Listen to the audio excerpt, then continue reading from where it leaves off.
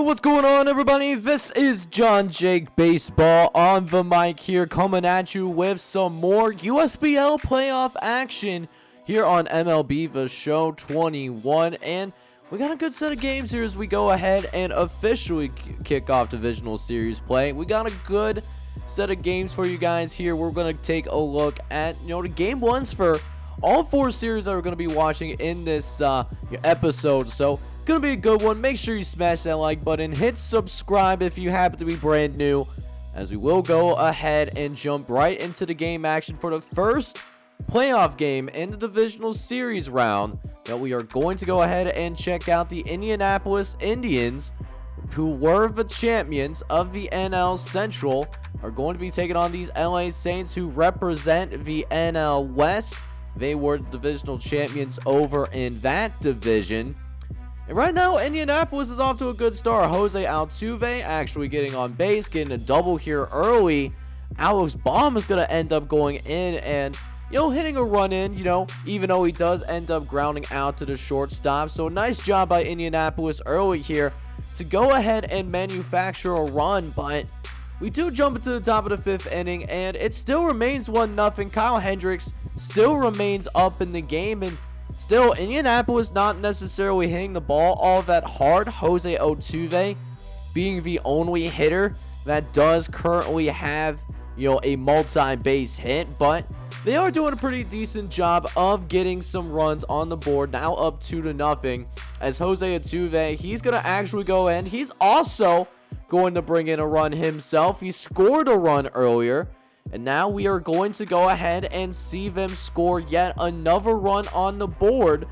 So a really nice time for the Indianapolis Indians to go ahead and really try to follow things together. And that's exactly what they are doing right now. Not necessarily hard hits necessarily. They're not like getting to the wall or anything like that. But they are doing a really fantastic job of going in there and just hitting where the defenders are not at, and that's going to force Kyle Hendricks out of the game. He was really efficient up to that point, but just when the number of runs are scored, got to get a new pitcher in there. Steven Brault comes in to try to make sure there isn't any more damage done, which does end up happening. But Indianapolis does open things up here 4-0, and you already notice as well that LA has not gotten a single hit yet in this game. Trevor Bauer been doing some pretty darn good work as of right now, but we finally see our first hit of the game and also our very first run of the game for the LA Saints, as a couple of walks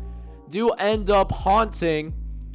As now bases loaded with Freddie Freeman at the plate. He's going to hit this ball up the middle. This could be a double play though. That is a really nice double play ball, but the problem is there wasn't any outs prior to that at bat, so that's going to bring in yet another runner. And there's still somebody at third base as well, as Trevor Story, he's going to end up getting a hit up and down the left field line, tries to stretch it out to a double, does end up becoming safe though. And this is now just a one-run game here. Kyle Lewis with a chance to tie things up here and forget about tying this game. How about instead we end up seeing the first lead of this game for LA. Solo shot for him that will end the day for Trevor Bauer, as James Hoyt will have to come into the game. He has 79 regular season appearances, so definitely a very seasoned veteran in the course of this season.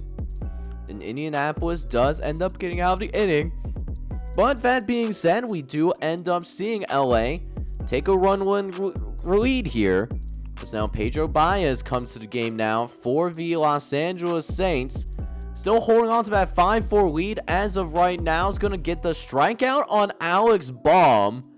So now there's going to be 2 outs here as Francisco Lindor comes into the game now. He's 0 for 3 thus far on the day. As now 1 ball, 2 strike. He's going to send this one out to right field. It's got the height. Does it have the distance? It does not leave the park, but this game is all tied up now at 5 apiece. Francisco Lindor in a position, ties the ball game up. And that will be the last run that ends up being scored in this inning as the bottom of the ninth. LA trying to be a little bit aggressive, but JJ Birdet actually ends up getting caught stealing. That ends the inning, and we do end up seeing some extra innings action here. We cut now all the way out to the bottom of the 11th inning. Brandon Ninmo coming in 0 for 3 thus far on the day. Let's see if they can break up the monotony a little bit. That's a rough, hard hit ball out to first base, and Freddie Freeman cannot get to it in time. And now LA does have a run in scoring position. Remember, in extra inning rules for the USBL, we do not have a runner on second base. That's be for pure hard work and determination. Trevor Story trying to bring in the game-winning run. He doesn't. Strikes out swinging. But now Kyle Lewis, though, 1 for 4 in the day, has a solo shot back in the bottom of the 6th inning. Freddie Freeman, Kyle Lewis is safe, game's over, and he is. Kyle Lewis beats the throw, and that's gonna be a walk-off single for Kyle Lewis. And how about that to start the USBL playoffs episode? A walk-off run. We'll see if these other games can live up to those expectations. As we now go across the great signing sea, we move over to the San Francisco Seals, taking on the Philadelphia Patriots right here in the city of brotherly love, as Mac Freeze is going to be pitching for the Philadelphia Patriots. We'll see what the San Francisco squad can do. They did end up winning the wild card matchup against the New Orleans Kings in order to be in this position, but they will be considered a little bit of an underdog. But you honestly never know, as Ozzy Albies does start the series off well. He does hit a solo shot, and that's going to go ahead and give San Francisco an early 1-0 lead. But San Francisco is going to be one of those days they're probably going to have to go ahead and try to get as many runs on the board as possible, because Framber Valdez, he comes in with a high ERA and lives up to that as well. Philadelphia scores 2 runs, and they're not even done yet in this first inning. Jesus Aguilar comes up to the plate now. He's the 5th hitter, and he sends this out into right field. The only doubt is if it's going to be fair or foul, and it does end up being a fair ball. So 2 home runs for the Philadelphia Patriots, and Philadelphia does end up jumping to an early 3-1 lead here. But Ozzy Albies came to play today. Look at that. He's going to end up with 2 home runs in the same game. Wow. This dude not necessarily a power hitter per se, but he came to play today. 2 home runs for him accounts for both runs for the San Francisco Seals right now. They're only down by 1, but other than that, Max Fried has been feeling himself. He has 8 strikeouts in this game thus far. I don't know what it is for Mac Fried. Ozzy Albies has had his number today. No one else has been able to get anything going, but Ozzy Albies has been single-handedly keeping this team alive. Has all 3 runs scored by San Francisco. So Ozzy Albies with a heck of a day so far. 3 home runs. And it's only going to be a matter of time for the rest of the San Francisco lineup at least gets going a little bit. Too much talent in the batting order when you got guys like Nick Castellanos in there as well. He hits a home run. It's second one of the postseason. Did end up hitting one in the wild card game against the New Orleans Kings. So now we do end up seeing the Philadelphia Patriots at least down by 1 for the time being. But to be fair, Jesus Aguilar does end up hitting another run in. Not by virtue of the home run ball, though, this time around, but does end up tying the game as San Francisco will end up going to the bullpen. Nathan Alvalti coming into the game and doing some good work, striking out Justin Upton in order to end the 6th inning. But that being said, though, we still got a tie ball game as we start to get closer to that 7-inning stretch now. These next few innings certainly going to be critical as John Barreba comes to the game now for the Philadelphia Patriots. As Seth Beer, he's at the plate, 0 for 2. Somebody pour this man a beer, though, as he might hit the potential game-winning run.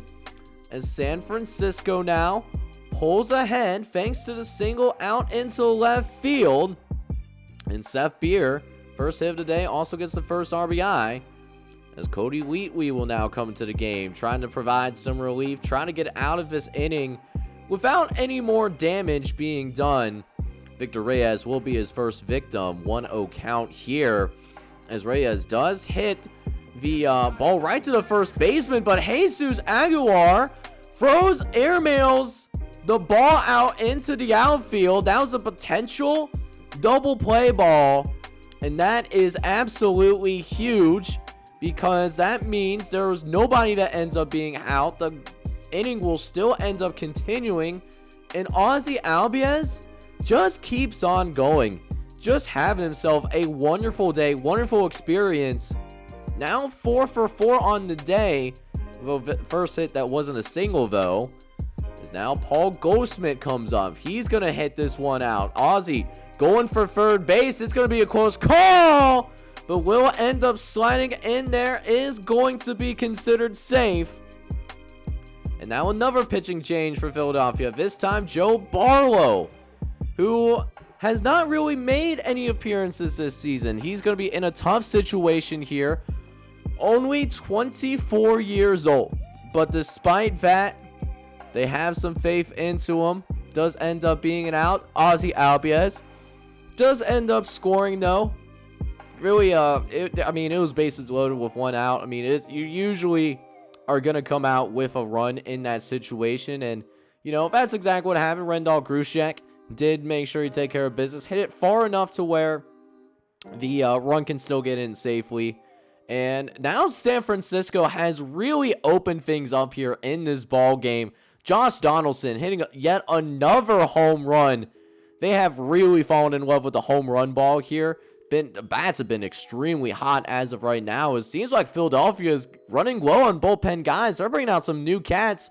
Brian Castro now coming in. He's only 18 years old, now pitching in a playoff game. But to his credit, though, he did a fantastic job in that relief situation. Those were some high stakes, and Brian Castro stepped up to the plate. But Philadelphia is still down by 6 runs, though. They have to deal with John Curtis. Has one appearance, pitched about an inning in the postseason so far against New Orleans. Didn't allow any hits or runs, nothing like that. And he will be asked also to close things out as of right now, as Vlad Guerrero Jr. is at the plate with 2 outs in the bottom of the 9th inning. And Vlad Guerrero Jr. cannot keep the inning alive. So that does mean San Francisco, they do end up pulling the upset. And they do end up winning game 1 by a final score of 10-4. Been some good playoff action. But now let's go ahead and check out one of the potential favorites to win it all, the Cleveland Rockers, who did end up winning the AL East, was fighting with the Chicago Freeze for the very best record in the USBL. They did fall off a little bit. Chicago did end up prevailing thanks to the moves they made at the USBL trade day, but this is still a really good baseball team, finishing with 98 wins. Houston finishing with 91 wins. As we'll go ahead now, cut to the top of the 3rd inning, where things start to get a little bit crispy. Robinson Chirinos at the plate here on a 1-0 count, and we finally do end up seeing some runs scored in this game. It's a little bit slower than the first couple of games. Those previous games, starting with a run, at least 1 run scored in the top of the 1st inning. But now it really does seem like Houston is starting to get things going. Got 1 home run there, and then proceed to follow that up with a ground rule double. So much so that Jack Flaherty actually gets a visit from the manager just to make sure that things are still going okay, that all things are going well. Just making sure that he's in the right head. We'll see if it ends up working out for him. He did at least get out of that inning, but we'll see what else goes down here as Josh Bell comes up to the plate here. He did draw a walk back in the 2nd inning, but it didn't lead to anything. But very first pitch, and this at bat, though, Josh Bell sends a rocket out into left center field, and it is gone like a girl in a country song. 457 feet that ball ends up being hit, and Houston extends their lead, does get it to a 3-0 deficit that they're now facing, as Alex Kirilloff comes to the plate now with a runner on first. Still one out in the inning thus far. We got a steal attempt here, though. And look at that. The throw is not in time, as Luis Robert, using that max speed, 20 miles an hour plus, able to get in there just in the nick of time. So now Luis Robert is in scoring position, and Alex Kirilloff is going to be able to go ahead and bring him home. A 2-run shot just a couple of pitches later.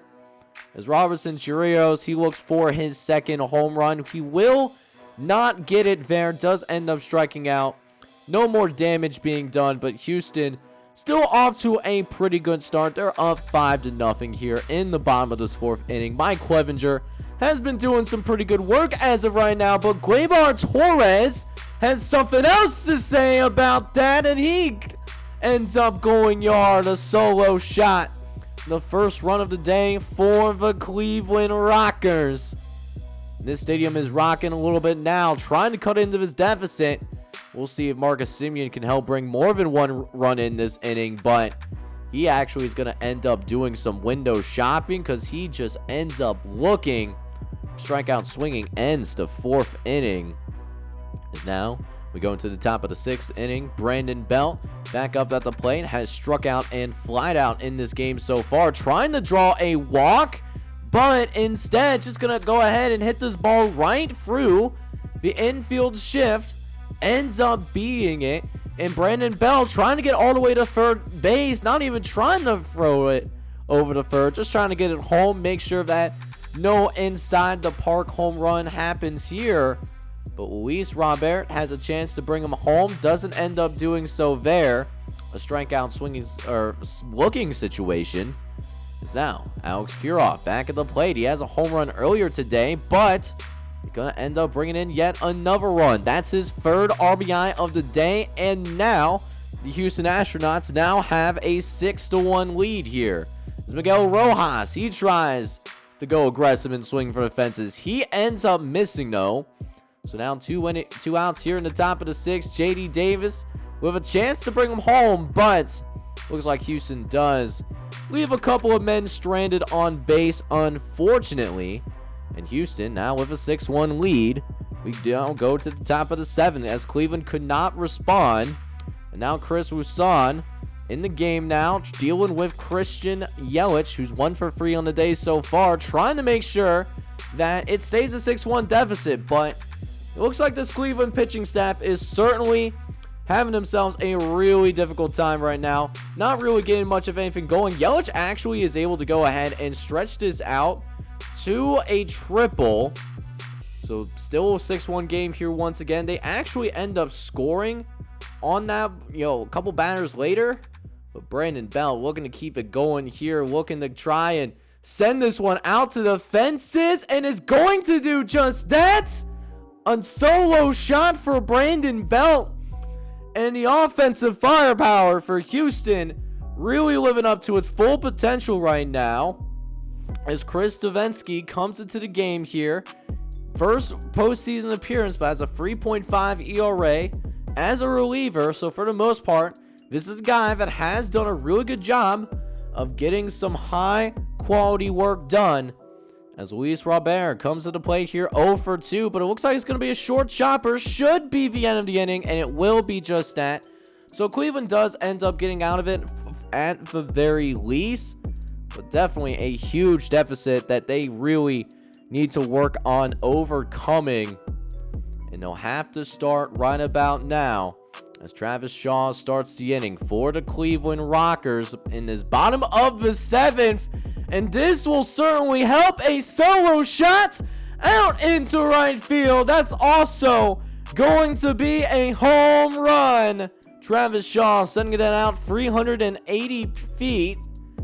And now the lead cut down to 6 runs. We'll see if the rest of his lineup can pick up the slack a little bit, but Marcus Semien will strike out once again. This time, striking out swinging is now Ryan Mountcastle coming into the game now, 2 for 2. Actually 0 for 3, but with a 2-2 count. But Ryan Mountcastle might actually get his first hit of the day. It just ricochets off the wall. Now we got runners on second and third base. This is a time for Cleveland. Bring both of those guys home, and you're looking to get right back into this game. It is far from over as Yasmiro Petit comes to the game now to try and get the hold. He has 7 of those in the regular season. As Andrew Bartati comes to the game now, 1 for 3 on the day. As here comes the first pitch. It's going to be out into right field and is going to die well before the warning track. So, huge opportunity for the Cleveland Rockers to get back into the game. And while it's a nice home run by Travis Shaw, they still have a long way to go before they can even think about completing this comeback. But even before that, you got to get some clean innings from your pitching staff. It's just something that really has not happened since the first couple of innings. And, Houston, they are not having any problems. No problems over here in the city where, NASA is at and all that good stuff, So, yeah, Houston is really out here doing some good stuff. JD Davis, he tries to extend the lead, though. He ends up striking out, though. So there's 2 outs left here in the top of the 8th inning. But looks like Cleveland is not going to go ahead and get a clean inning. Matter of fact, it actually might get worse here as Christian Yelich almost sends that home. Ends up being a double for him. Actually, if it didn't bounce off the wall aggressively as it did, that actually could have been stretched to a triple. And now Keston Hiura, he can hit pretty well too, but they do eventually get out of that inning as well. But another 2 runs given up for this Cleveland pitching staff. And it's not even like Cleveland's not even hitting the ball that well. Just the timely hitting has certainly not been there today for this Cleveland baseball team. When you have 8 hits and only have 2 runs to show for it, it's definitely tough out here. Although Ken Grubb, he's trying to change that. He ends up striking out instead as Yamiro Petit is still doing some phenomenal work, but they end up taking him out, though, in favor of John Gant. Even though Petit was doing a really good job, I figured they would let him finish the inning, but that turns out that could be a mistake here as Cleveland does end up scoring another run. John Gant cannot get the 3rd out. Defense, to be fair, not really helping out as much as they could have. As Cameron Maybin comes to the plate, 0 for 3, but what a time for him to get his first hit of the day. That is actually going to bring in another couple of runs. So the Cleveland Rockers here, they got themselves the Rally Cats turned on for sure. And now Houston goes to the bullpen once again. This time Robert Gesman comes to the game. First postseason appearance for him, as he does end up getting the strikeout. Michael Brantley will not be able to add any more runs, but it is cut in half. It is a 5-run deficit that they're looking for, and Houston does actually not score in the 9th inning. So the doors creaked open a little bit here, but you're asking for 5 runs and 3 outs. It's going to be a tough deal to do. That will certainly help him out, though. A solo shot for Graybar Torres, the second one for him on the day. And that will bring Nick Anderson into the game to shut things down. He's been phenomenal in the regular season. ERA under 2, actually could be like a secondary closer, and we're seeing it right here in person. Is now Nick Anderson dealing with Cameron Maybin to try and keep this game alive. A home run will end up tying this game up, but Nick Anderson is going to go ahead and shut the door right on him. And the Houston Astronauts will take game 1 in this series here in the American League. They do end up holding on and winning this by a score of 10-6. But you already know that I gotta go ahead and save the best for last, at least potentially. The Minnesota Ducks, who did win the wild card game against the Seattle Pilots, they are on the road here to start things out. They are taking on the Chicago Freeze here in game 1 of the ALDS. And I'll tell you what, the Chicago Freeze, they might be favorites to win the whole USBL to be the inaugural champion. But this Minnesota team, despite starting off in the wild card, they're a really good squad too. They won 88 games. That could, win a division, in some of these divisions throughout the USBL. And you could see why. They have a nice blend of hitting and pitching, or not, hitting with, the speed and the power. Will Smith with a solo shot to get things going here, up 1-0 as Ronaldo Nunez, he tries to tack onto that. But Minnesota does finally get on the board here, as it's been a really close pitching battle as of right now. But Patrick Corbin, lets one get away from him a little bit, so it opens the door a little bit for the Chicago Freeze. And remember, this team has won over 100 games so far this season. When you leave the door open like they just did there, most of the time Chicago is going to go ahead and take advantage of just that. And Jacob Stallings ends up helping the Chicago Freeze tie this game up for the time being. But things still going to get a little bit more interesting here as we get into the bottom of the 6th inning here. Xander Bogaerts, he's going to slap this one all the way out into right field, looking to try to stretch this into a double. He will be safe. There will be no throw attempted into second base. So now runner in scoring position as the Minnesota Ducks do go to the bullpen, bring out Tommy Wilson, only 23 years old, coming in a situation to where the bases were loaded. There was a couple walks after this that did end up loading the bases. Kyle Seager with a chance to really open this game up, and is going to do just that. What a clutch hit by Kyle Seager. That's going to end up bringing in at least a couple of runs, and on top of that, does end up being safe at second base. And Chicago really opening things up here now. Chris Taylor coming to the plate now. A 2-1 count. The pitch coming in, and Tommy Wilson does end up getting the out at first, but Chicago does end up bringing in an additional run here as well. They end up getting up 4-1 at this point, although there will be no more damage done after that. But in a playoff series like this, you need your stars to step up, and I think it's time for Fernando Tatis Jr. to do just that. He's 0 for 2 so far, hasn't done much as of yet, but how about this though? Tatis out in the left field, and it is gone like a girl in a country song. And the lead now down. The 2 runs here is Will Smith also trying to get involved. How about that? You have barbecue and you didn't invite me?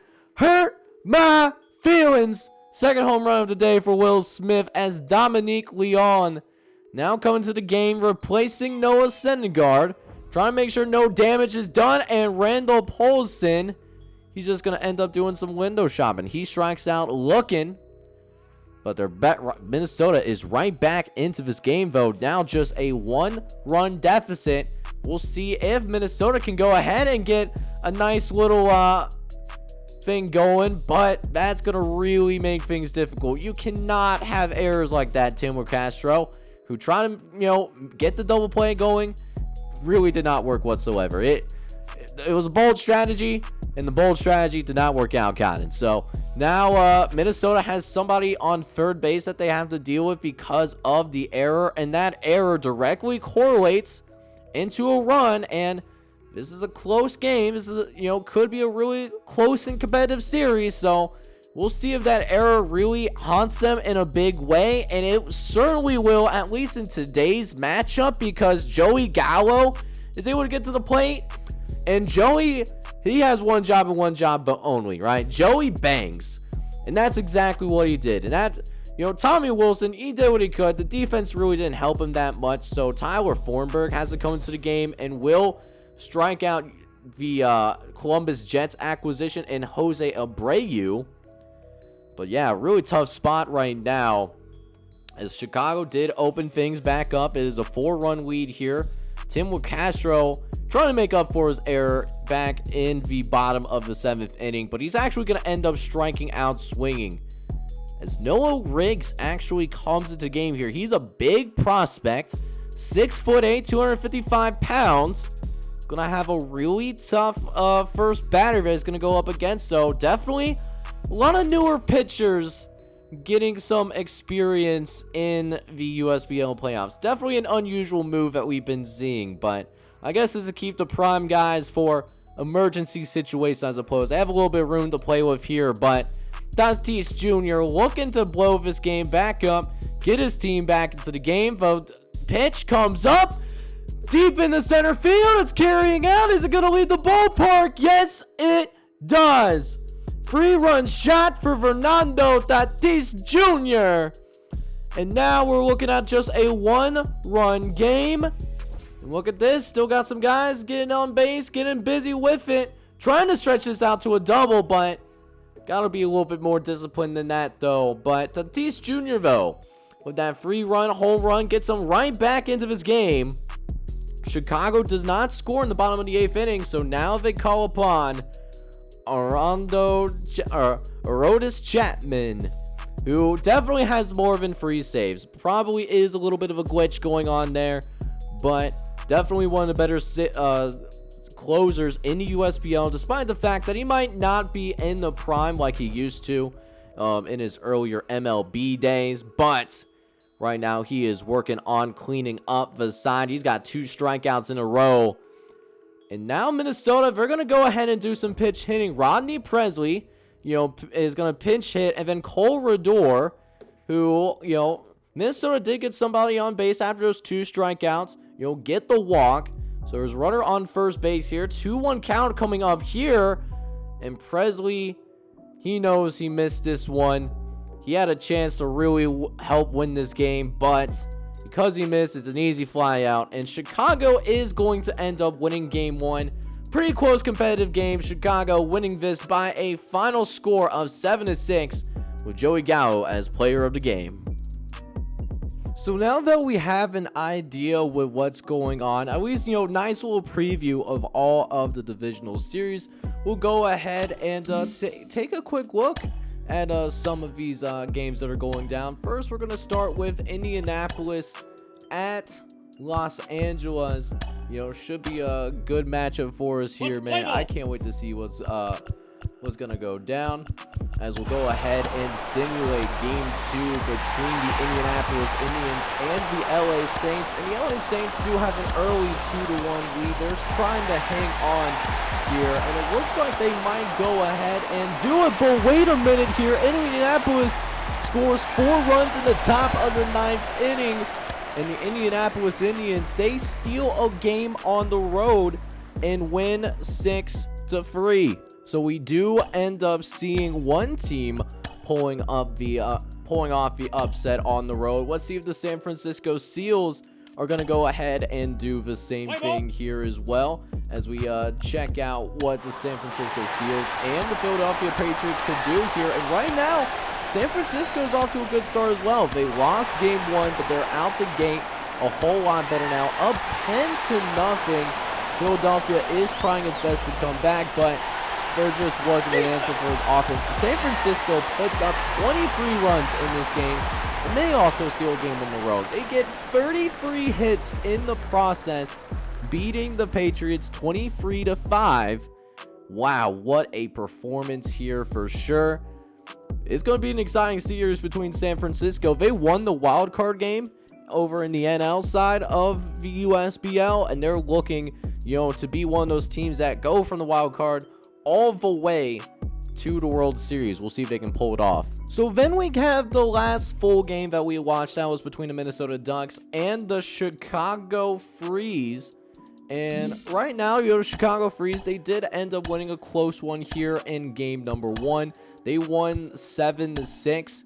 And we'll see if they can win game number 2 here as well. Minnesota is a pretty good squad. They would have won the division in most of these other divisions like around the USBL, but Chicago just happened to have the best record in all of baseball. They ended up finishing with 103 wins. I probably talked about it a few times at this point, but Minnesota's a good team too, man. They're not going to go down without a swing either, as it looks like they might go ahead and pull the upset too. So Minnesota wins game number 2. They beat the Chicago Freeze by a final score of 5-4.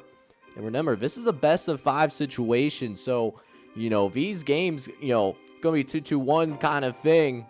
So all three teams so far, they get to go ahead and go home, where they have home field for games 3 and 4, and they do so with a win. So we'll see if those road teams that we've seen so far can hold serve and win their home games and use that as momentum to go on to the next round. But we have one more game 2 that we want to go ahead and take a look at. It's the Houston Astronauts taking on the Cleveland Rockers. And Houston was a team that actually ended up winning game number 1. So we'll see if Houston can go ahead and steal both games at home. And right now, looking pretty good doing it. They're up 4-1 right now. We'll see if they can hang on and win this game. They actually extend the lead, get some insurance runs, as well as the Houston Astronauts do end up defeating the Cleveland Rockers again at home. And they win by a final score of 8-1. So, guys, it has been a really exciting episode so far. This is what the current playoff bracket is going to be looking like. There's only, actually, hang on, there's actually 2 different teams here that have the opportunity to close out and sweep, potentially. You got Houston out in the AL. They currently have a 2-0 lead on Cleveland.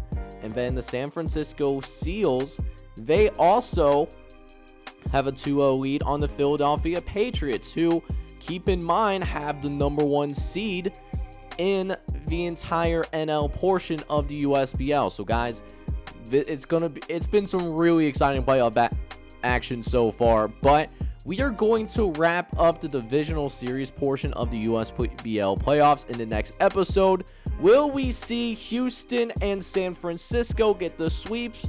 And if not, you know, who is going to be those 4 teams that will advance to the next round? We'll leave that for next episode. But in the meantime, if you enjoyed today's content, make sure you go ahead and smash that like button for me. Hit me up down in the comments. Let me know who you think is going to end up winning the USBL inaugural championship.